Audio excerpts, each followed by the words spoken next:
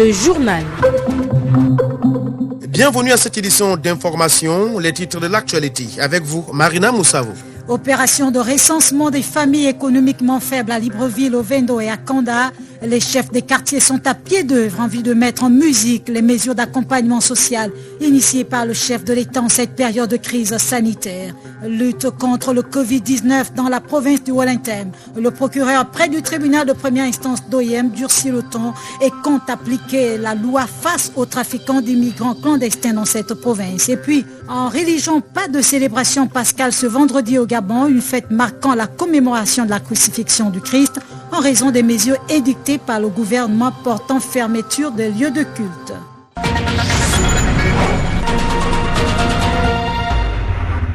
En ouverture de ce journal, le plan comptable et financier du plan complet de réinstallation de Bikele, présenté au ministre de l'Équipement, des Infrastructures et de l'Habitat par les responsables de l'ASNI, Société Nationale Immobilière et l'UCET, Unité de Coordination des Études et des Travaux. Le point avec Raymond Savo. C'est pour relancer les travaux du PCR, plan complet de réinstallation des populations impactées par le projet d'aménagement des bassins versants du Grand Libreville, que le ministre de l'Équipement, des Infrastructures et de l'Habitat, Léon Armel Bunda Balondi, et son délégué Françoise Asengon-Obam ont dévisé avec les responsables de la Société Nationale Immobilière et ceux de l'Unité de Coordination des Études et des Travaux. Herman Kamonomono, directeur général de l'ASNI. Il était donc question pour monsieur et madame le ministre de faire le point avec les entreprises qui avaient signé des contrats pour la réalisation des travaux de construction de logements, mais aussi pour la réalisation des travaux d'aménagement sur le site de Bikele. Ce point était important parce qu'il nous permet de non seulement nous situer sur le projet dans sa globalité, mais aussi d'entreprendre, d'entrevoir dans quelle mesure est-ce que le projet peut être rapidement relancé. Ce projet à l'arrêt depuis plusieurs mois maintenant est financé par le Gabon et la BAD, Banque africaine de développement. Dans les estimations que nous avions faites il y a quelque temps déjà avec toutes les parties impliquées, nous avons à peu près une enveloppe de 9,8 milliards qu'il fallait mobiliser pour pouvoir terminer les travaux sur le site de Bikele, notamment la finition des travaux de construction de 1100 logements, à dissocier notamment avec le projet SNLS qui, lui, ne fait pas partie du plan complet de réinstallation des populations impactées par les projets d'aménagement du bassin versant. Sur la bagatelle somme donc des 9,8 milliards, il y a des fonds qui sont supposés être donc aux mains des entreprises, d'une part, qui ont participé au projet sous forme d'avance de démarrage, ou des entreprises avec lesquelles les contrats avaient été résiliés. Il y a aussi que le bailleur de fonds a une enveloppe de 4,9 milliards qui devait aussi être décaissée. Cette reprise des travaux est une bonne nouvelle, surtout que le Gabon enregistre un déficit en matière de logement. Allons-y à Bakumba, la ville nature dans la province du Haut-Ogooué. Là-bas, les populations sont confrontées à plusieurs difficultés, notamment les problèmes d'eau, d'électricité, de la route. C'est ce que nous rapporte Guy Karel Boukouama. Après l'arrêt du téléphérique dans les années 90, c'est un tout autre Bakumba que l'on retrouve, une ville où les infrastructures laissées par la compagnie minière de l'Ogooué ont perdu leur lustre d'antan.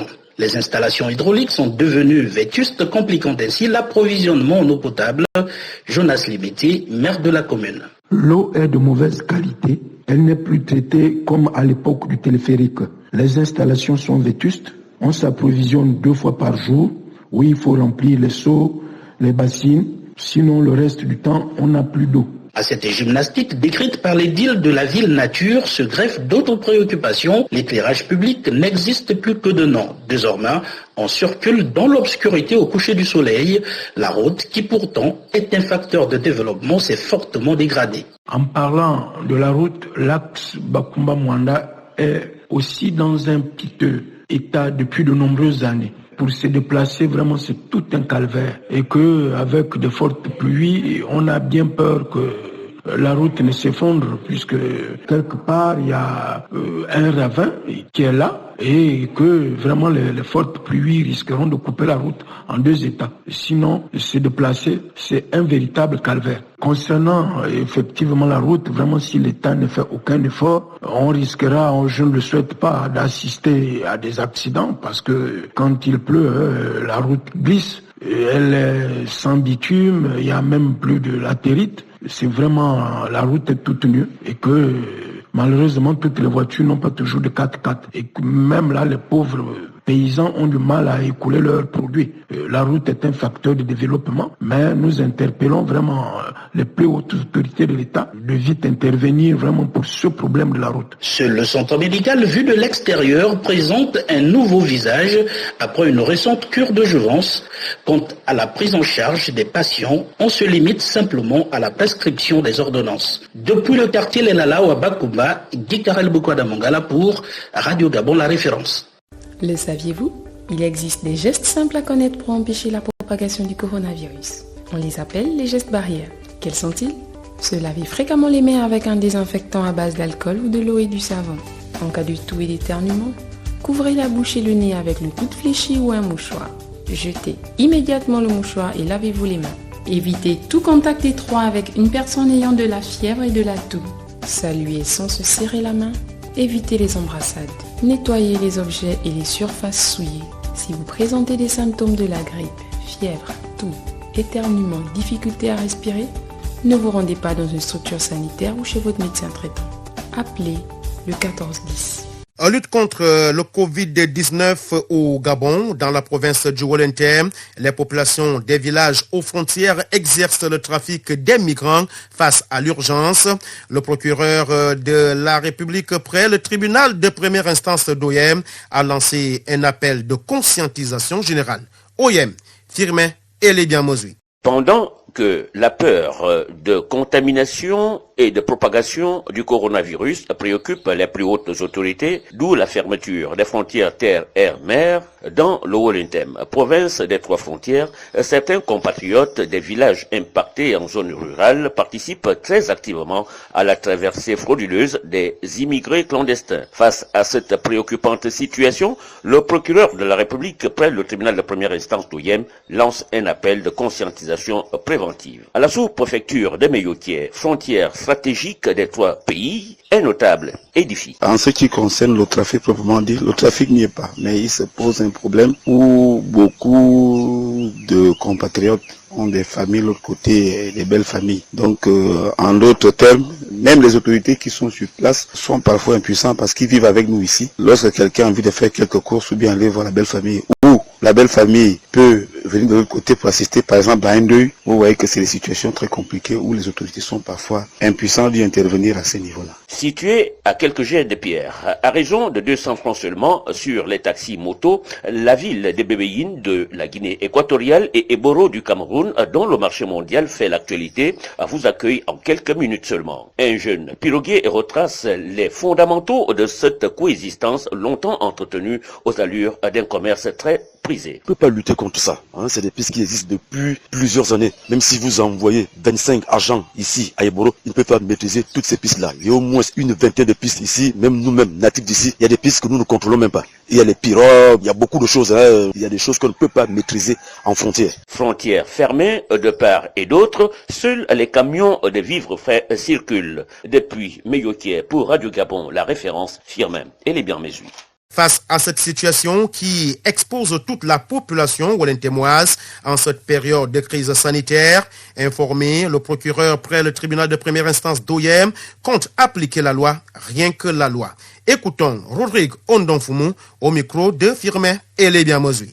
Effectivement, comme vous le constatez, malgré les mesures prises par les plus hautes autorités de la République visant à fermer les frontières suite à la pandémie du coronavirus, il est à déplorer que certains compatriotes brillent par des comportements déviants. Il m'a été rapporté que certains ont créé des pistes où ils font rentrer des sujets expatriés moyennant des sommes d'argent. C'est quand même inadmissible que certains se comportent de la sorte. Les mesures qui ont été prises vont dans le sens de la protection des populations face à la pandémie du coronavirus. Ces mesures sont prises pour nous protéger, c'est-à-dire et les autorités et la population. Ce n'est pas pour protéger une catégorie de personnes, mais pour tout le monde, car cette pandémie vise tout le monde. Alors, nous savons qu'il y a certains pays qui sont bien atteints, notamment au Cameroun voisin. À cet effet, il est inadmissible que certains compatriotes laissent passer des Camerounais moyennant des sommes d'argent. Est-ce que pour des minables sommes de 10 000, vous préférez être contaminé? Je dis c'est inadmissible. Je suis déjà informé. Il y a des agents qui sont en poste frontalier pour veiller à ce que certains ne rentrent pas. Mais comme la population décide de passer outre les mesures prises par le gouvernement allant dans le sens de leur propre protection, je ne saurais rester sans mot dire. À cet effet, j'en appelle à la conscience de la population. Dire que je suis informé, je suis d'abord en train de faire dans la prévention. Je vais maintenant passer à la vitesse supérieure. C'est-à-dire que je donnerai des instructions fermes aux agents d'essayer de pister toutes les personnes ayant créé des pistes derrière leur village afin de les mettre hors d'état de nuire. Situation exceptionnelle, mesures exceptionnelles, les agents accrédités à mettre en musique les mesures d'accompagnement social initiées par le chef de l'État en cette période de crise sanitaire sont déjà sur le terrain pour une opération de recensement auprès des familles vulnérables. Notre reporter Gaël Mbimba Okoko a suivi une de ces équipes derrière l'Assemblée nationale de Libreville. Reportage. Solange Massassa est une femme mariée, la quarantaine révolue, elle a 5 petits-fils et 6 enfants. Le mercredi dernier, tôt le matin, elle a reçu la visite inopinée des agents recenseurs chez elle. On nous a donné des listes à remplir. Je me suis fait enregistrer comme tout le monde. Personnellement, je ne pense pas qu'il y ait un mensonge. Ce qui est sûr et certain, c'est que ça va se réaliser. On n'a jamais eu de genre de choses comme ça, sauf quand on avait fait l'enregistrement de la MGS. Les gens ont quand même vu, il a donné l'argent aux familles diminuées. L'opération s'est poursuivie tout au long de la journée. Les ayants droit qui attendaient avec impatience ce moment après l'adresse à la nation du chef de l'État qui annonçait des mesures d'accompagnement économique et social fortes ont adhéré massivement au projet Lorraine, agent recenseur. On dresse des listes, quand des personnes arrivent, on met les noms, le numéro de matricule, de la carte nationale ou la carte d'ACNAM. On met le numéro de téléphone, les gens viennent se faire enregistrer. On était obligé même à un moment donné d'arrêter, de recenser à cause des mesures qui ont été prises en ce qui concerne le couvre-feu.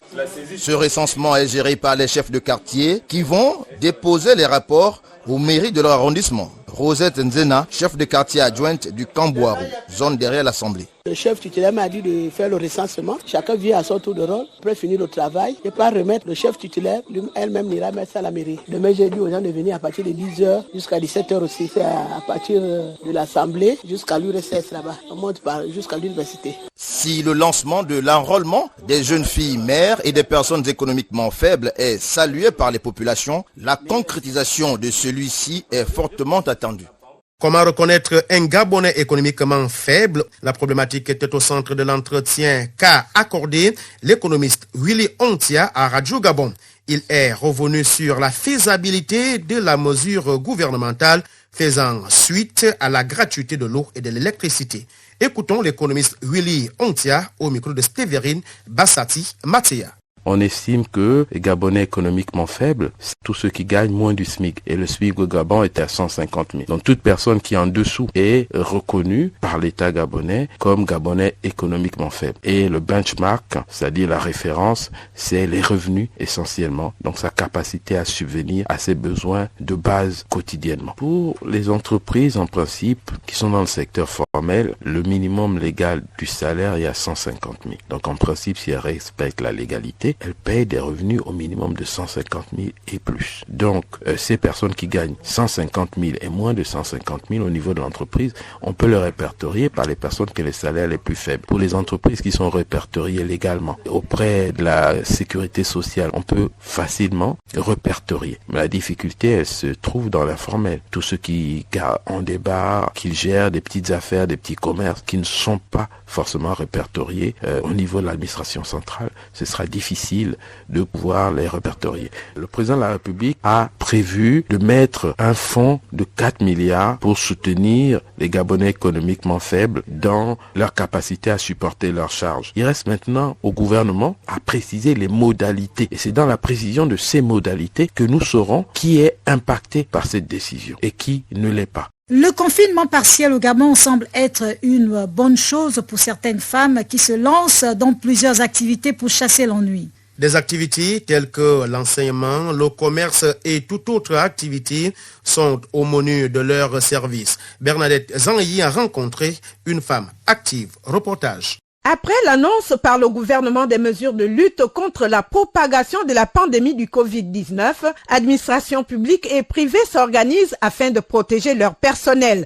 Parmi les dispositions prises par les responsables de ces entités, la mise en chômage de certains agents, le cas de Aimé Félicité Essoué Bekale, épouse et son nom Eni, cadre dans l'administration publique qui nous parle des effets positifs du confinement pour la famille. Je pense qu'il a quand même des effets positifs parce qu'on est à la maison.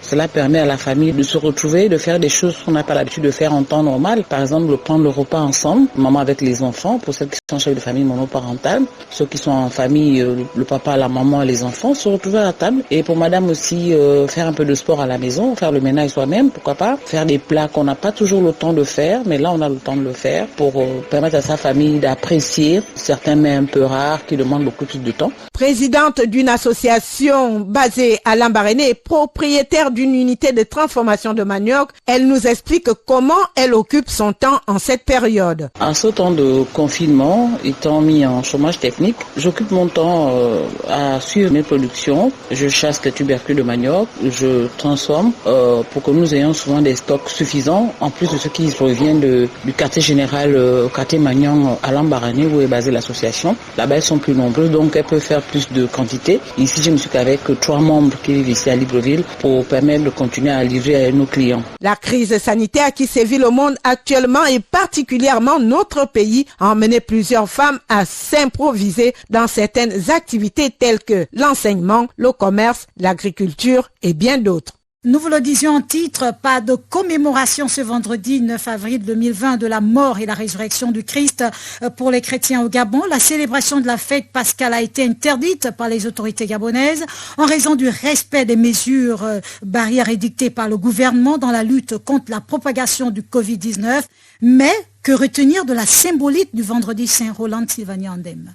Pour les chrétiens catholiques, le vendredi saint symbolise le chemin de croix de Jésus-Christ. Le père Justin Vianney, curé de la paroisse Marie-Grignon de Montfort, au Bas-des-Guégués. Vendredi saint, c'est un jour spécial parmi les 3 jours les plus importants de l'année liturgique. C'est le 2e jour du Triduum pascal. Le Triduum pascal, c'est les 3 jours avant la fête des Pâques où nous célébrons les différents mystères de la vie de Jésus-Christ, surtout les mystères de la fin de sa vie. Donc, vendredi saint est retenu surtout comme le jour de la mort de Jésus-Christ sur la croix. Et c'est le jour qu'on appelle le jour de la crucifixion. Parce que c'est ce jour que Jésus s'est offert sur la croix pour le salut de l'humanité. Une célébration pas comme les autres. Le père priériste. Dans l'Église catholique, il y a une tradition, c'est que ce jour est le jour de pénitence, c'est le jour de l'abstinence, c'est le jour du jeûne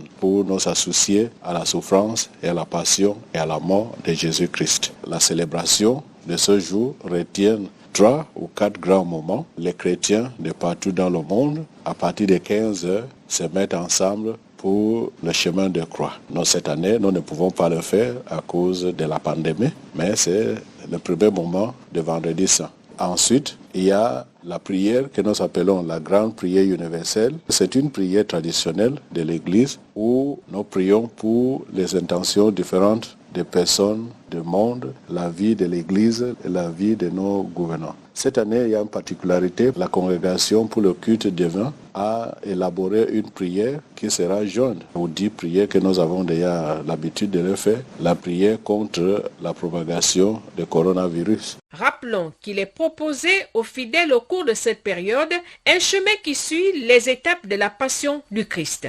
Promouvoir les valeurs citoyennes et les synergies de l'entrepreneuriat au Gabon, c'est le défi que s'est lancé un groupe de jeunes Gabonais à Libreville au sein de l'association Apport Citoyen. Ces jeunes se disent ouverts également à l'ensemble des forces vives de l'intérieur du pays. Edgar Kaba.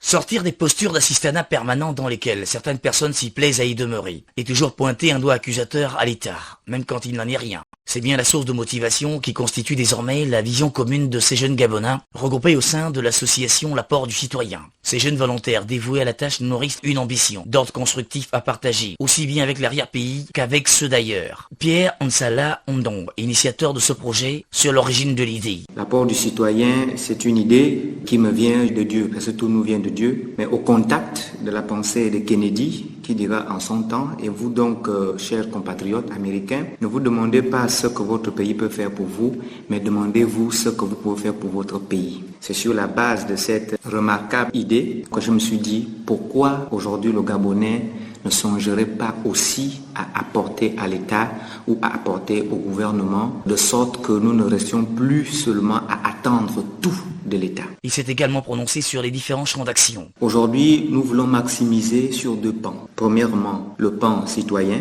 et secondo, le pan entrepreneurial. Nous voulons refaire plus ou moins les comportements d'ordre citoyen, passant par la civilité, le civisme et la solidarité. C'est à partir de cet instant-là qu'effectivement, nous puissions être encore une fois plus utiles au gouvernement. Mais à côté de cela également, le pan entrepreneurial, parce qu'il faut noter que lors de la déclaration de politique générale du Premier ministre Julien Korbekal, du moins sa première, il avait invité les citoyens à changer de paradigme.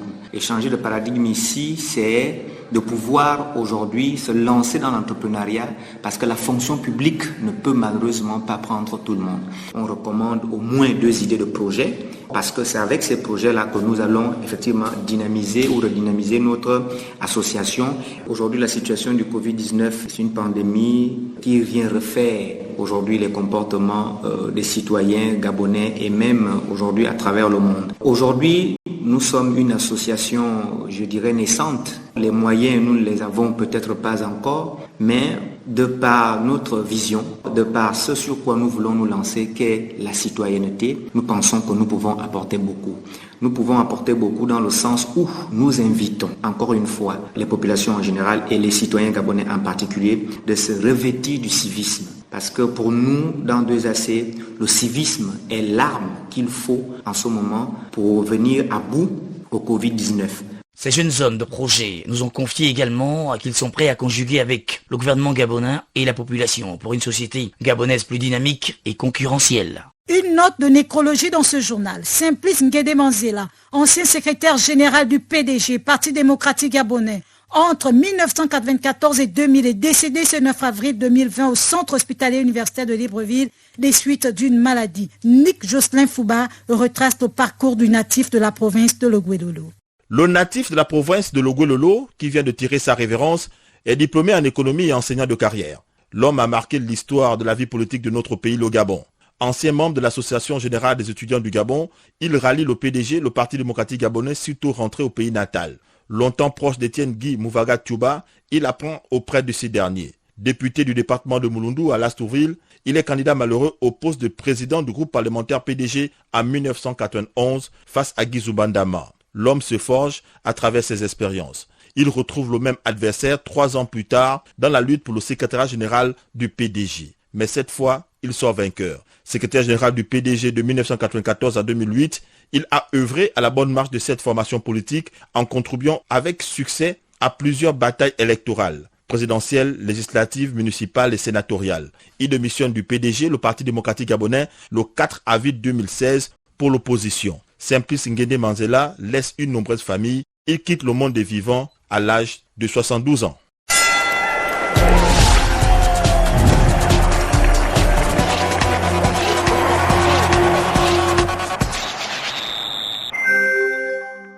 La page de sport de cette édition d'information, c'est avec Ulrich Koupangoy. Ulrich Koupangoy, nous commençons par la Confédération africaine de handball qui a récemment procédé à la publication de son nouveau logo, une nouvelle identité visuelle élaborée en conformité avec la dynamique actuelle de cette structure. Après 47 ans d'existence, le logo historique de la CAB laisse place à un tout nouveau logo symbole de sa nouvelle identité, reflet de sa discipline et porteur de ses ambitions pour l'avenir. Qu'est-ce qui a motivé le changement de logo? Écoutons le secrétaire général de la CAB, Charles Ambou Maou, au micro de Frédéric Nancy Pagna. Depuis la création de la Confédération africaine de handball à nos jours, beaucoup de changements ont été opérés. Aujourd'hui, une nouvelle dynamique est impulsée par l'équipe actuelle. Les compétitions deviennent des spectacles qui méritent. Quand un support télévisuel, nous sommes entrés dans l'ère du numérique. où le moindre détail est grossi, où la moindre erreur n'est pas permise, ce changement devenait inéluctable. Il devenait d'autant plus inéluctable, sinon impérieux, pour la CAB d'opérer ce changement. La CAB aujourd'hui a des nouveaux sponsors, a une politique marketing assez agressive et cela commande une visibilité. Nous avons été conseillés pour cela par des experts en la matière qui ont trouvé que l'ancien logo était trop chargé. Il fallait donc l'alléger et pour cela, nous avons retenu sur les 5 couleurs 3 d'entre elles qui se caractérisent ainsi qu'il suit. Le bleu, le jaune et le blanc. Le monde du sport est actuellement à l'arrêt. Toutes les compétitions sportives sont suspendues à cause de la pandémie du coronavirus. Une situation qui oblige les sportifs à rester confinés à domicile. C'est le cas de l'international gabonais Charnis Otinda Lekibi qui évolue en Arabie Saoudite au sein de la formation Al-Dalghi Club. Privé de compétition, le handballeur gabonais s'entraîne à domicile à cause du Covid-19. Charnis Otinda Lekibi est au micro de Frédéric Nancy Pagna. Il se vit comme partout dans le monde entier. Les gens sont chez eux. Ils ne se déplacent que pour des besoins utiles. Sinon, vous ne verrez pas les gens dehors. Tout est au ralenti, je dirais même à l'arrêt. En ce qui concerne ce que je suis venu faire ici, par exemple, on a tout arrêté. On s'entretient chez nous. On se gère par rapport au programme de travail que nous ont donné les entraîneurs. Ou des fois, on a des séances d'entraînement vidéo. Mais sinon, à part ça, chacun est chez soi, chacun reste confiné. Et par rapport à justement ce qui se passe en ce moment dans le monde entier, j'ai pris attache avec le consulat général du Gabon, ici en Arabie Saoudite, auprès de la personne de M. Nzengi Ibrahim, pour m'acquitter de tout ce qui est administratif, donc me faire enregistrer, faire savoir ce pourquoi j'étais ici, et bien évidemment rester en contact avec le consulat, au cas où il y aurait une information ou des recommandations, par exemple, émanant du pays par rapport à l'actualité en ce moment. Le championnat national de football de première et deuxième division a été suspendu à cause du Covid-19 qui sévit actuellement au Gabon. Malgré cette situation sanitaire qui empêche le déroulement du championnat, certains clubs s'entraînent pour garder la forme en cas de reprise de la compétition, parmi lesquels le club militaire Missile Football Club. Le coach du dit club, Charles Delika, parle du confinement. Il est au micro de Tony Rufin-Mavrolou de Dougassou. Quand une équipe arrête, nous on croyait qu'on devait être au mercato pour 2 ou 3 semaines. Au jour d'aujourd'hui, ça fait maintenant 1 mois. On ne sait pas à quel moment la tutelle va nous demander de reprendre les entraînements, mais il y aurait toujours des inconvénients pour la reprise. Là, on a refait encore un autre programme où les joueurs doivent s'entraîner par 6. On a une petite chance que la plupart des joueurs sont logés tous à Zayong, donc il faut un travail sur place dans leur concession. Ça nous permet de travailler, mais on ne peut pas être 10. On dit bien, on ne peut pas être 10 personnes, on ne peut pas être ensemble. Donc on ne peut pas faire un travail de fond. On fait un travail de maintien de la forme que les éléments ont et quelques exercices au poste. On travaille avec 6 joueurs, au plus 8. C'est ce que nous sommes en train de faire actuellement pour éviter de perdre les repères. Pour renforcer son secteur offensif la saison prochaine, le Real de Madrid aurait jeté son dévolu sur l'attaquant anglais de Tottenham, Harry Kane. Les dirigeants madrilènes souhaitent le recruter. Le Real de Madrid suit avec beaucoup d'attention le buteur anglais sous contrat avec Tottenham jusqu'en 2024 selon le quotidien espagnol Mundo Deportivo. Cette fois-ci, la piste menant à l'international anglais pourrait se concrétiser. Privé de trophée depuis plusieurs années, Harry Kane aurait laissé une porte ouverte à un possible départ si les Spurs continuent à ne rien gagner. Âgé de 26 ans, l'international anglais serait un renfort de choix pour les merengues l'an prochain. Affaire à suivre. Merci Ulrich Koupangoy pour toutes ces informations sportives. Voilà, auditeurs de Radio Gabon, nous arrivons au terme de cette édition d'information, mais avant de vous quitter, le rappel de ses principaux titres. Opération de recensement des familles économiquement faibles à Libreville, au Vendo et à Kanda. Les chefs de quartier sont à pied d'œuvre en vue de mettre en musique les mesures d'accompagnement social initiées par le chef de l'État en cette période de crise sanitaire. Lutte contre le Covid-19 dans la province du Wellington. Le procureur près du tribunal de première instance d'OIM durcit le ton et compte appliquer la loi face aux trafiquants d'immigrants clandestins dans cette province. Et puis en religion, pas de célébration pascale ce vendredi au Gabon, une fête marquant la commémoration de la crucifixion de Christ en raison des mesures édictées par le gouvernement portant fermeture des lieux de culte. Voilà, auditeurs de Radio Gabon, c'est ainsi que nous mettons un terme à cette édition d'information réalisée par toute l'équipe de la rédaction de Radio Gabon. La page de sport était assurée par Ulrich Koupangoy avec à la présentation Marina Moussavo, Fabien Guillaume Kembele. Merci de nous avoir reçus chez vous et restez chez vous.